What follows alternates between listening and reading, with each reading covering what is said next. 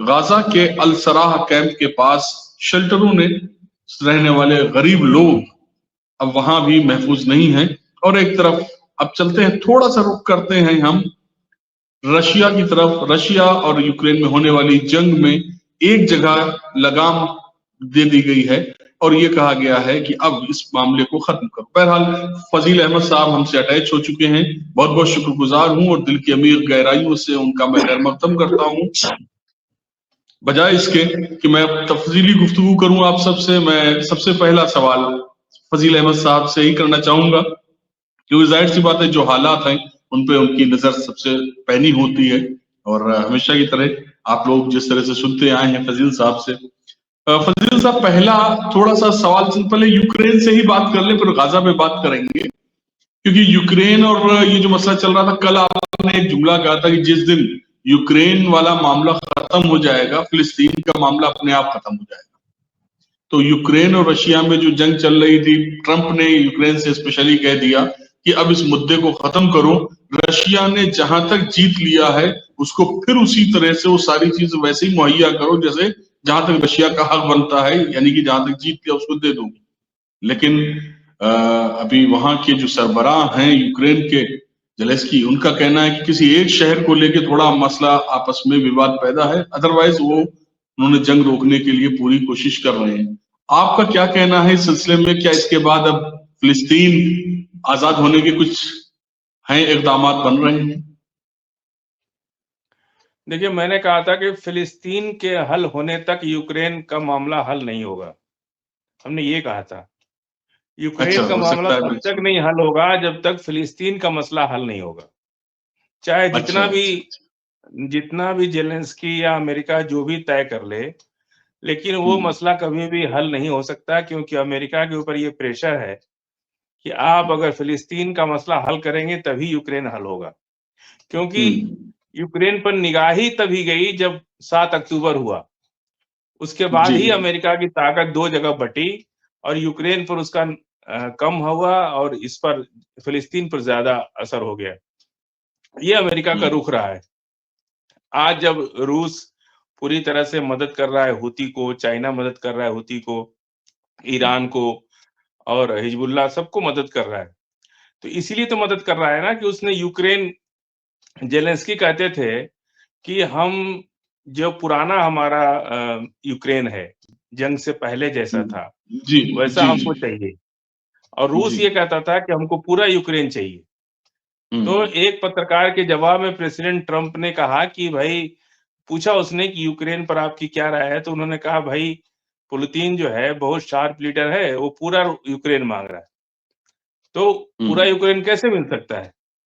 अभी जेलेंस्की इस बात के लिए भी तैयार नहीं है कि जो जीता हुआ भाग छोड़ दे। अगर जीता हुआ भाग छोड़ दे तो यूक्रेन एक एग्रीकल्चर कंट्री है, उसका अनाज और खाद्यान्न पूरी दुनिया में एक्सपोर्ट होता है, और पूरा समुद्र का किनारा, जितना भी कोस्टल एरिया है, समुद्र का किनारा जितना शहर है यूक्रेन का, सब पर रूस ने कब्जा करके लैंड लॉक कंट्री बना दिया इसको, यूक्रेन को। अब यूक्रेन का समुद्र से कोई रास्ता नहीं है।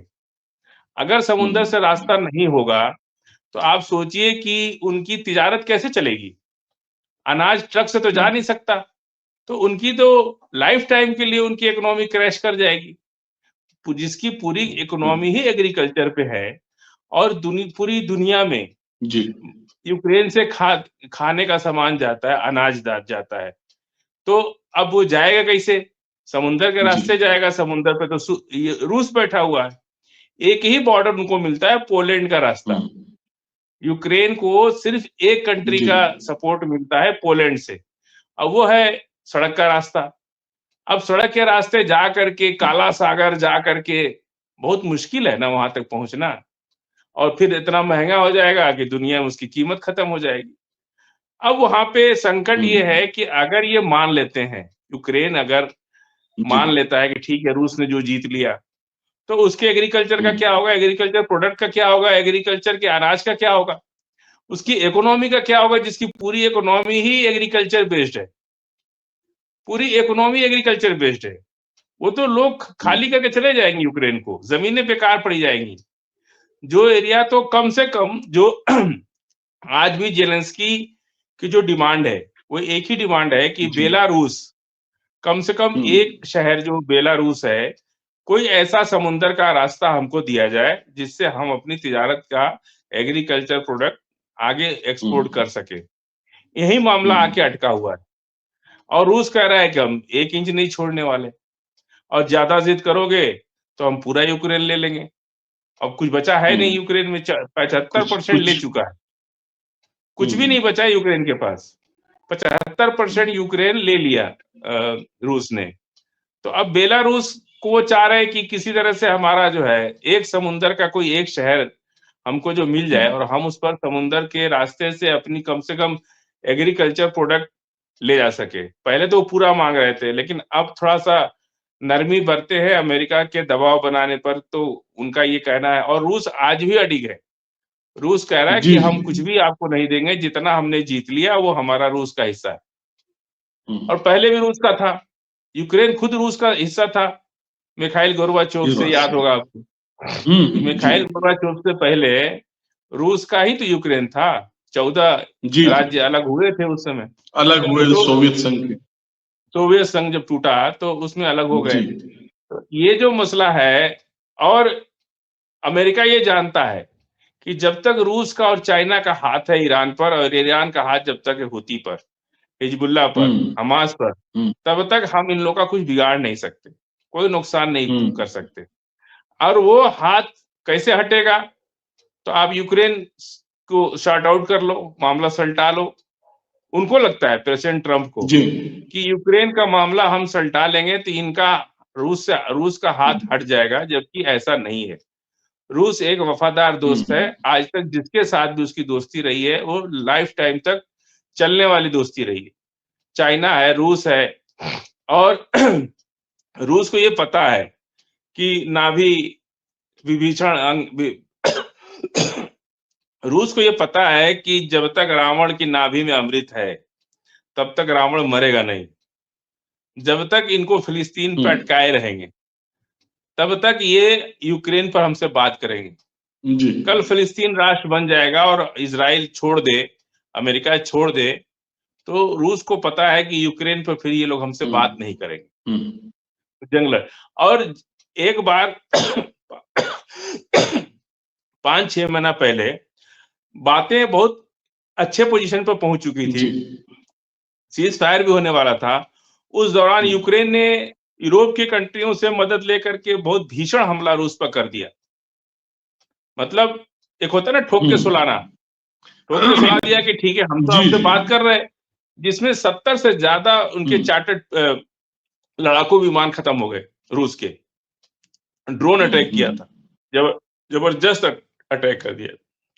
उसकी वजह से फिर हमला शुरू हो गया, और जब हमला किए अमेरिका ने अपना हाथ खींच लिया। अमेरिका फ्री में थोड़े हथियार देता है किसी को, अमेरिका हथियार देता है तो पैसा लेता है उससे, फ्री में किसी को कुछ नहीं देता। तो अब यूक्रेन के पास पैसा बचा नहीं देने के लिए, तो अमेरिका को ये है कि किसी तरह से यूक्रेन खत्म कर लें, तो शायद रूस जो है फिलिस्तीन की तरफ से हाथ हटा ले अपना। लेकिन ये सोचना प्रेसिडेंट ट्रंप का गलत है। मैं आज फिर कह रहा हूं कि जब तक फिलिस्तीन का मामला हल नहीं होगा तब तक यूक्रेन चलता ही रहेगा, बातें होती रहेंगी, लेकिन युद्ध होता रहेगा थोड़ा थोड़ा करके, बस उसको जिंदा किए रहा जाएगा। क्योंकि अब देखिए यूक्रेन में ताकत नहीं है, यूरोपियन कंट्री में भी ताकत नहीं है रूस से लड़ने की। अब इन लोगों की सारी एनर्जी एग्जॉस्ट हो चुकी है, इनकी इकोनॉमिक कंडीशन खराब हो गई यूरोप की कंट्रियों की। खुद प्रेसिडेंट ट्रंप ने कह दिया है कि यूरोप के सारे देश कमजोर होते जा रहे हैं। तो ये मान लीजिए कि इनका जो है अब रूस से ये लोग लड़ने की स्थिति में नहीं है, ये रूस भी जानता है और अमेरिका भी जान रहा है।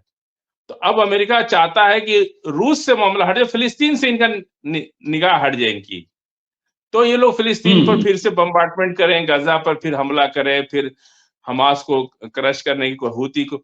लेकिन ऐसा होगा नहीं, ये योजना है अमेरिका की। जी नहीं, हमास पे तो फजील साहब कंटिन्यू उसी तरह से वार हो रहा है जिस तरह से पहले हो रहा था, बीच में कुछ गैप हुआ। आप सही कह रहे हैं कि इनको फिलिस्तीन से हटाना है सबका जहन, और इसलिए यूक्रेन के ऊपर आके बोल रहे हैं। लेकिन इंटरनल जो रिपोर्ट्स हैं, आज भी प्रेस टीवी की रिपोर्ट्स निकाली तो उसमें भी यही चीजें सामने आ रही हैं। क्योंकि अभी एक सीजफायर का मतलब वो तो अलग चीज हो गया, सीजफायर मामले अब तो ना के बराबर, उस पर बात ही नहीं करनी, क्योंकि सीजफायर के ऊपर कोई बात ही नहीं हो रही है। ना ही वो मान रहा है इजराइल, ना ये अमेरिका। लेकिन आज ये एक रिपोर्ट और आई कि अमेरिका और इजराइल के बीच में इस चीज, अब ये ड्रामेटिक हो सकता है या नहीं, ये आपसे पूछना है कि फिर से अमेरिका ने उनको कह दिया कि भाई तुम ये सब मत करो, और तुम जो है जिस तरह से कर रहे थे बमबारी बिल्कुल मत करो। जबकि रिपोर्ट्स ये बता रही हैं कि 100 अब रोजाना घर गिराए जा रहे हैं। वहां के सिक्योरिटी जनरल का वो आया, हमाद का, कि साहब रोजाना 142 घर गिराए चुके हैं और अब तक 392 घर बम्बार्डमेंट के जरिए से टारगेट किए गए थे। अब ये रोज का मसला है। तो इस पे आप क्या कहना चाहेंगे कि ये ड्रामेटिक एक भूल देने वाली बात है या फिर कुछ और? नहीं, देखिए, मैंने कहा ना आपसे कि अभी भी इजराइल को ये लग रहा है कि हम फोर्सफुली गजा को खाली करा सकते हैं। उसको कोई जी। ये रिपोर्ट दे देता है कि हमास कमजोर पड़ गया है, हूती और ईरान में फ्रैक्शन हो चुका है, समझ रहे हैं आप? ये सारी गलत रिपोर्ट उनको मिल जाती है और वो खुशफहमी के शिकार हो जाते हैं। खुशफहमी समझते हैं ना आप? तो जी उर्दू जी के जी माहिर जी आदमी, जी। तो खुशफहमी के शिकार नेतन्याहू हो जाते हैं। उनको जब खुशफहमी के शिकार होते हैं तो कुछ हमला कर देते हैं हमास के ऊपर, गजा के ऊपर, और फिर उसके बाद जब उल्टा हमला होता है तो फिर वो सुरंग में घुस जाते हैं अपने बंकर में। ये चलता रहता है। अभी उनका ज़हनी तौर पर पूरी तरह से वो परास्त नहीं हुए हैं। एक होता है शारीरिक रूप से हार जाना, एक ज़हनी रूप से हार जाना। इंसान जी जी कभी-कभी ताकत रहती है शरीर के अंदर, लेकिन ज़हनी रूप से जी चूँकि वो हार चुका है, इसलिए उसके शरीर की ताकत खत्म हो जाती है। और कभी-कभी क्या होता है कि शरीर की ताकत खत्म हो जाती है, लेकिन ज़हनी ताकत बनी रहती है। जिससे हम लोग एक कहावत कहते हैं कि रस्सी जल गई बल नहीं गया। समझ रहे हैं? वो बल ज़हनी नहीं गया। ताकत है वो, कि रस्सी जल गई पर बल नहीं गया, ऐंठन नहीं गई। तो उसी तरह से ये ज़हनी बीमारी है कि आप अब समझ नहीं पा रहे हैं कि आप कहाँ खड़े हैं। आपको लग रहा है कि मज़लूम हैं गज़ा के लोग, कमज़ोर हैं, उनको मार दो भाग जाएँगे। अरे 40 साल से आप नहीं भगा पा रहे, अब क्या भगा पाएँगे? सारा काम तो हाँ करके तो देख लिया, सारा आर्टिफ़िशियल बारिश तक कराई आपने, सारा चीज़ तो आप कर लिया, बचा क्या वहाँ? कभी भी नहीं जाएँगे और ऐसे ही चलता रहा, तो बहुत जल्द ईरान की जंग होगी इज़राइल के साथ और तभी फ़िलिस्तीन राष्ट्र बनेगा। फ़िलिस्तीन राष्ट्र बनने में अगर सबसे बड़ा कोई रोड़ा है, तो यूएई है, अरब है, जॉर्डन है, मिस्र है, इजिप्ट है। इन लोगों को हमास का खौफ बहुत सता रहा है। इन लोगों को ये लग रहा हाँ। है कि अगर हमास फ़िलिस्तीन का नेता लीडर बन गया, जिस तरह से अफ़गानिस्तान में तालिबान बन गया, उसी तरह से अगर हमास बन गया, तो कल को ये हो सकता है कि हम लोगों के लिए खतरा बन जाए। इतना बड़ा मिलिट्री पावर इस खित्ते में किसी के पास नहीं है, जो हमास के पास है। क्योंकि उसे हूती का सपोर्ट, हिजबुल्लाह का सपोर्ट और ईरान का सपोर्ट, चाइना और रूस का सपोर्ट। तो ये लोग अब अमेरिका की गोद से बाहर नहीं आ पा रहे हैं। इनको डर है इस बात का कि कहीं हमारे लिए ना खतरा बन जाए। इसलिए फ़िलिस्तीन तो देश बनने के लिए यूएन में पास हो चुका है, अब उसको कोई रोक ही नहीं सकता। लेकिन ये लोग कहीं न कहीं कोई कॉन्स्पिरेसी, कभी यूएई कुछ लड़ाकों को भेज देता है, कभी अल-शुरा वाला मामला खड़ा हो जाता है, कभी हमास का मामला खड़ा हो जाता है, फिर कभी बम्बार्डमेंट करने लगता है इज़राइल। इन सब चीज़ों को लेकर के थोड़ा देर हो रही है। नहीं तो फ़िलिस्तीन तो राष्ट्र बननी, जो पूरी दुनिया ने उसको ऑफ़र कर दिया है कि आप आके दूतावास खोलो हमारे यहाँ। लेकिन जब तक एक अंतरिम सरकार का गठन नहीं हो जाता, जब तक एक अंतरिम सरकार का गठन नहीं हो जाता, तब तक आप मान के चलिए कि अभी फ़िलिस्तीन राष्ट्र नहीं बन पाया है। जिस दिन अमेरिका को देखा आपने अफ़गानिस्तान से कैसे भागा। जी फ़िलिस्तीन जब तक एक अंतरिम सरकार नहीं बन जाती है, और जिस दिन अंतरिम सरकार बन गई, उस दिन हमला नहीं करेगा इज़राइल, क्योंकि वो फिर तो कंट्री पे हमला हो जाएगा ना। अभी तो एक ग्रुप पे हमला माना जाता है। तो अभी फ़िलिस्तीन को राष्ट्र बनने के लिए अब क्या दिक्कत आ रही है अंतरिम सरकार बनाने में, ये तो वही लोग जाने। अभी तक अंतरिम सरकार बन करके उसको बाकायदा पार्लियामेंट तो उनके पास है ही पहले से, जी जी बना के चलाना चाहिए। लेकिन अब क्या दिक्कत आ रही है, हर रोज बमबारी, हर रोज ये वो हो रहा है, इसकी वजह से वो लोग कुछ नहीं कर पा रहे होंगे। जी अच्छा, इस सिलसिले में एक सवाल था, वो बाकी और भी सवाल हैं, लेकिन ये जो अभी बात आपने कही माफी चाहता हूँ, मैं ये जानना चाह रहा था कि जैसे अभी आपने कहा कि एक पूरा हमास ग्रुप को लेकर के वो इजराइल हमले पे हमला किए जा रहा है, और एक तरफ अभी कल महमूद अब्बास का भी, प्रेसिडेंट का भी बयान आया वेस्ट बैंक को लेकर के, जबकि वेस्ट बैंक भी उसी मतलब फिलिस्तीन का हिस्सा है, उसी तरह से जैसे कि गजा है। आज जो है वहां के सिक्योरिटी जनरल का जो है वो आया, बयान आया कि साहब वेस्ट बैंक को भी उसी तरह से तबाह किया जा रहा है जैसे गजा किया जा रहा था।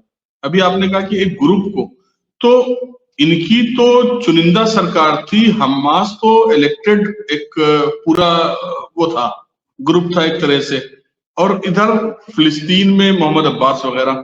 तो क्या आपको क्या लगता है, मतलब इस बारे में थोड़ा सा लगता है क्या, मतलब आप ये बताएं पूरे हमारे नाजरीन को भी कि इन दोनों में क्या फर्क आपको दिखता है, किस तरह से ये एक जगह नहीं आ पा रहे। नहीं, महमूद अब्बास और किसमें बोले आप? हमास में। नहीं नहीं, देखिए बहुत फर्क है। महमूद जी अब्बास तो प्रो अमेरिका है, इजराइल है, हाँ वो तो जी इजराइल के ही पूरी तरह से नुमाइंदे हैं। अगर उनको जी दे दिया जाए हमास, अगर वहां पे गजा की या फिलिस्तीन का नेता बना दिया जाए तो अमेरिका ने अपना आदमी बैठा दिया वहां। ऐसे तो अफगानिस्तान में भी सरकार बन गई थी, अमेरिका जी का आदमी बैठ गया आकर के वहां, लेकिन चलता था व्हाइट हाउस से वो। तो अगर महमूद अब्बास को बना दिया जाए फिलिस्तीन का राष्ट्रपति या प्रधानमंत्री, फिर तो अमेरिका इजराइल का ही काम हो गया। वो तो फिलिस्तीन को आज भी तैयार है, वो तो इजराइल आज भी कह रहा है कि भाई हमास अपना हथियार छोड़ दे और महमूद अब्बास को वहां का लीडर बना दे, अभी फिलिस्तीन को अलग हो जाएगा। लेकिन अगर ऐसा हो गया फिर तो कुछ बचेगा ही नहीं वहां, फिर तो महमूद अब्बास गेट खोल देंगे कि इजराइल वाले आ जाओ हाँ। अंदर। भाई फिर तो महमूद अब्बास गेट खोल नहीं, देंगे। आज असल में नहीं, सही कह रहे हैं आप बिल्कुल, वो तो है, लेकिन मैं भाई यही बताना वो चाह रहा था मिलिट्री, नाज़रीन को कि हमास के आज मिलिट्री एक। पावर से डर रहे ना, इजराइल जो है हमास जी के मिलिट्री पावर से डर रहे ना। उनके पास जो मिलिट्री पावर हम्म है, जो शस्त्र अस्त्र की, जो बंदूकों की ताकत है, उससे हम नहीं आ रहे ना अंदर। हम्म ये तो पूरा गजा कब्जा कर लेते अब तक, तो कोशिश किया ही उन्होंने। तो अगर महमूद अब्बास को दे हम्म दिया फिर तो कुछ बचेगा ही नहीं। वो 40 साल की शहीदों का अपमान हो जाएगा वहां, उनकी रूहें हम्म। धिक्कारेंगी, फिर तो कुछ बचेगा ही नहीं। और धोखे से इजराइल कब्जा कर लेगा पूरे फिलिस्तीन पर, ये वेस्ट बैंक वगैरह सब चला जाएगा, और महमूद अब्बास को ले आके अमेरिका में एक बंगला दे करके छोड़ देंगे लोग, पूरा कब्जा कर लेंगे। मैं आपसे पहले भी कई बार बोल चुका हूं ना कि अगर हमास नहीं होता फिलिस्तीन गजा के अंदर, जी तो पानी का 10-20 जहाज लगाते या 100 जहाज लगा देते और हम्म मार मार के गजावासियों को उठा के ले जाते, अफ्रीका के जंगलों में छोड़ आते हम्म और गजा खाली करा लेते। लेकिन ये कहने में जितना आसान है, हमास के रहते, जी हिजबुल्लाह और हूती के रहते इतना आसान नहीं है। वो पानी का जहाज भी गायब हो जाएगा उनका। ये बात इजराइल को पता है कि हम नहीं कर सकते। लेकिन जी अगर महमूद अब्बास को बना दिया हम्म जाए तो बहुत आसान हो जाएगा। बोलेंगे ठीक है, लगाओ जहाज ले जाओ इन लोग को। उनको महमूद अब्बास से कुछ भी गजा के लोग नहीं पसंद करते, ना वेस्ट बैंक के लोग भी पसंद नहीं करते। वो तो प्रो अमेरिका है, हम्म पूरा इजराइल है वो, तो नहीं चलेगा वो। हमास एक विश्वसनीय चुनी हुई सरकार है। हमास जो है इलेक्टेड बॉडी है, 2004 या 5 में शायद उसको इलेक्शन में वो आया था। 2006 2006 2006 में में, आया था। हाँ, 2006 इस्माइल में हनिया हमास बने। एक इलेक्टेड बॉडी है। बार बार मैं यही कहता हूं कि आप कैसे किसी को, हमास भी कह रहा है कि भाई फलस्तीनियन अथॉरिटी को हम अपना हथियार सौंप देंगे, अंतरिम सरकार बन जाएगी, फिर इलेक्शन होगा, जो चुन के आएगा, फिलिस्तीन का नेता कौन होगी, सरकार कौन होगा, ये फिलिस्तीन के लोगों को तय करना है। वो अमेरिका और इजराइल को नहीं तय करता। जी। बहरहाल प्रेस टीवी के मुताबिक एक फुटेज आया है जिसमें एक सबसे बड़ी चीज आई है कि 16 साल के बच्चों को टारगेट किया जा रहा है, एक तरह से नस्लकुशी करी जा रही है। तो क्या ये मिलिट्री ऑपरेशन है या डर की राजनीति कहा जाएगा इसको, जितने टीनेजर से सबको मारा जा रहा है? देखिए, अब बहुत सी बातें हैं जो कुछ झूठी खबरें भी बनाई जाती हैं, झूठे वीडियो भी बनाए जाते हैं, उकसाने के लिए, पूरी दुनिया में उबाल पैदा हो, कुछ इस तरह की बातें फ्लैश की जाती हैं, जहाँ इतनी बड़ी-बड़ी खबरों को वेस्टर्न मीडिया ने नहीं दिखाया। मतलब जिस तरह से घरों में बुलडोज़ किया जा रहा था, बम मारे जा रहे थे। कभी देखा आपने कोई वीडियो वहाँ का वेस्टर्न मीडिया में? लेकिन अब नहीं। चूँकि पूरी दुनिया के अंदर एक माहौल बना है फ़िलिस्तीन के सपोर्ट में, तो इस तरह का वीडियो चला करके एक उबाल लाने वाली बात है कि उबाल लाया जाए और ये लोग कुछ ऐसा कदम उठावें, दुनिया में गलत मैसेजिंग, रूमरिंग फैल जाए, ये सब चलता रहता है। एक कोल्ड वॉर भी होता है। हार्ड वॉर के साथ-साथ एक कोल्ड वॉर भी होता है। समझ रहे हैं आप? जिसमें इस तरह जी। की वीडियो बनाना, झूठी खबरें फैलाना, ये भी एक हिस्सा होता है। और जहाँ जंग के मैदान में निश्चित रूप से नुकसान तो होता ही है और जितना नुकसान हुआ हमास और गज़ा के लोगों का, तो मैं तो यही कहता हूँ ना कि अमेरिका का ह्यूमन राइट कमीशन कहाँ चला गया? जो हम्म। फ़िलिस्तीन के अंदर जेनोसाइड हुआ, उस पर ह्यूमन राइट्स कहाँ चुप हो गया उनको? जी। ईरान की तरफ थोड़ा रुख करते हैं तो आज एक ईरान से खुशखबरी आई है कि पूरे इंटरनेशनल लेवल पर एक इवेंट हुआ था, उसमें ट्रीटमेंट को लेकर के बात हुई थी। तो कैंसर ट्रीटमेंट पर गोल्ड मेडल जीता है वहां की एक रिसर्च स्कॉलर ने ऑल ओवर वर्ल्ड, और ये दुनिया का पहला ऐसा कैंसर ट्रीटमेंट का सिस्टम बनाया गया है ईरान के जरिए से, जो पूरी दुनिया को अपनी फतेहयाबी दिखा सकता है।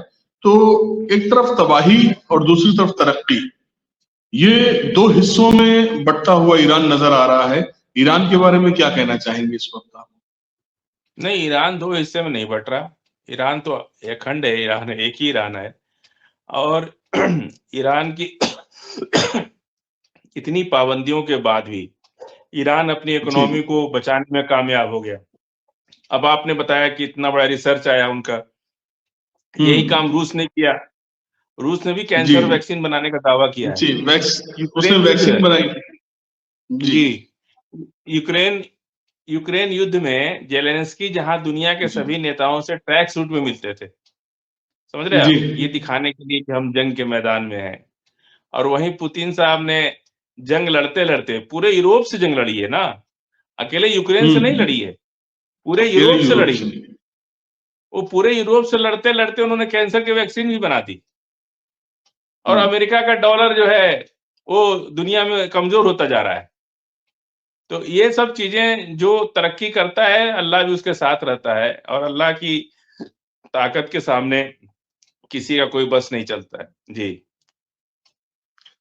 मैं जिसका जिक्र कर रहा था अभी, जिस पे बात हो रही थी अभी, महमूद अब्बास की बात निकली थी और ये निकला था मुस्तफा बरगूती, ये नाम है वहां के नेशनल सिक्योरिटी ऑफिसर का। उनका आज एक बयान आया, फिलिस्तीन के हैं ये, मतलब उसी सरकार की तरफ से हैं। उनका कहना है कि वेस्ट बैंक में जो हंगामा हो रहा है वो ठीक सेम पैटर्न पे हो रहा है जैसे गाजा में हो रहा था। तो सवाल यह है कि इतने साल के बाद अब ये क्यों सवाल उठ रहा है उनकी तरफ से, ये पहले कहाँ थे? नहीं, नहीं, हमला तो अमेरिका इज़राइल करवा रहा है ना वहाँ पे और जी। वो जी। उनको डाउट है कि जिस तरह से गज़ा के अंदर हमास ने कंट्रोल बना लिया, तो हमास के लोग वेस्ट हम्म। बैंक तक पहुँच चुके हैं, सुरंग के माध्यम से। हम्म। इसलिए उन लोगों को जो-जो जी। बिल्डिंगों में शक है कि सुरंग यहाँ निकल रही है, उनको बुलडोज़ कर रहे हैं। समझ रहे हैं आप? और जो लोग हम्म। जिनके ऊपर शक जा रहा है कि भाई ये लोग मदद कर रहे हैं हमास को, उनको बुलडोज़ कर रहे हैं। हम्म। अब वो शक तो किसी के ऊपर भी हो सकता है, शक का तो कोई इलाज है नहीं। अब बाकी लोग तो इलाज है नहीं। बीच-बीच सही। में कुछ-कुछ बोलते रहते हैं, सिर्फ़ बोलते हैं, करते कुछ नहीं है। हम्म। तो बोलते हैं, इतना दूर रह के ईरान जो कुछ कर रहा है, हूती कर रहा है, बाकी लोग तो कुछ नहीं कर रहे, सिर्फ बातें कर रहे हैं बीच-बीच में। जी, वो भी अमेरिका को खुश करने वाली बातें करते हैं। यानी कि ये माना जाए कि मिडिल ईस्ट में जो भी हालात बन रहे हैं वो जंग के नहीं बल्कि ये कहा जाए कि जमीनी लड़ाई के लिए है या फिर नस्ल कुशी के लिए है, यही तो कह सकते हैं। इसके अलावा क्या कहेंगे, आपका क्या कहना है? नहीं, अब नस्लकुशी जितना होनी थी हो गई, अब तो इजराइल का नंबर जी। है। अब तो ईरान से जंग होनी है अब और नंबर इजराइल का है।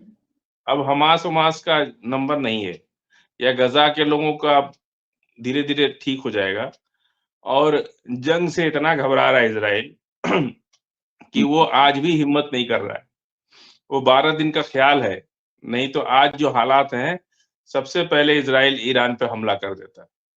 लेकिन अब तो उसकी मिलिट्री पावर भी मजबूत है और एयरफोर्स भी मजबूत हो गई, तो अब वो डर रहा है इजराइल।